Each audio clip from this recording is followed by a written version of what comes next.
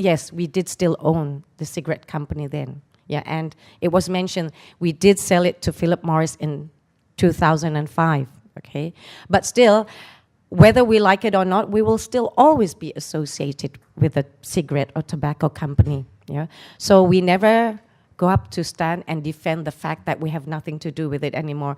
Because indirectly, we still do. They still carry the same name. So wherever we go, we're there. At the end of the day, it's got to start with education. Yeah? And today, the fact remains that almost every year, 1.8 million Indonesians actually quit school, youth. Yeah? And for those who are in high school and going to go into higher education, maybe only 18% actually go to higher education. And if you actually drew a pyramid of the number of schools in Indonesia, starting from SD, SMP, SMA.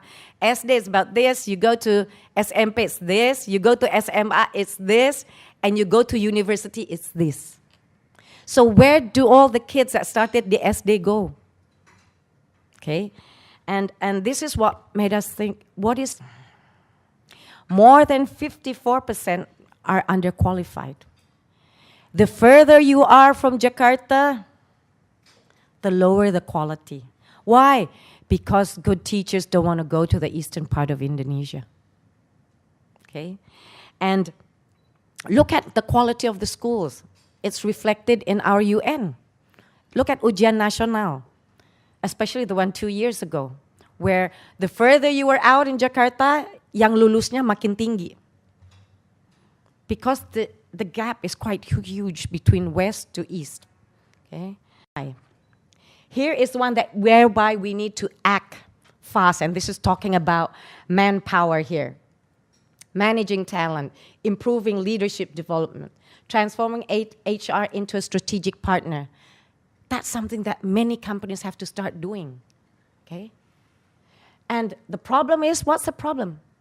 Getting the right talent and getting this whole leadership.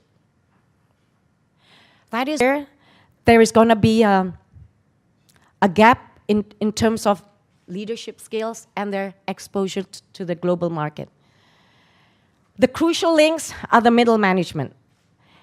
We're saying in 2011, there was still already a shortage of the qualified managers. We started out in 2001 as a purely philanthropic organization. We gave out scholarships to hundreds of children going to the best schools. In the US, some of them went to Kellogg, Wharton, Cornell, okay? And there were some in Europe, some in Australia.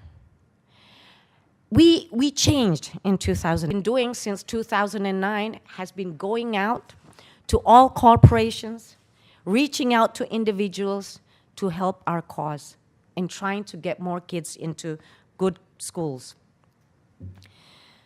So what we are is, we now want to say it's got to be a social business. To do what? To make sure we transform. We turn our vision, because our vision is creating future leaders, with a view of it's a social transformation. Our students then become the change agents. And we need this social transformation to take place if we want economic progress. Okay? So it should be our role, all of our roles. This is, I'm putting this a chart because it's going to be a complicated thing, because people say, what the hell are you doing? When we started giving out scholarship. Then we started just thinking of, we'll establish a high school, a SMA. So at least we will then give them the bekal, all the requirements they need to go to the next level. But when we went through this journey, we thought, once you help who went through the academy, going through our university, they are all members of what we call Koperasi Siswa Bangsa, which is our student cooperative. Yeah?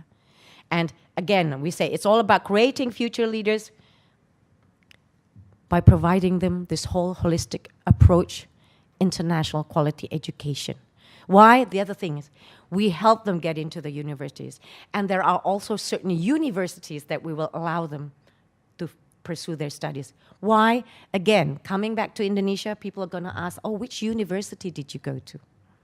Okay, so that is why we make sure that they go to the best. And even in Indonesia, again, there are only certain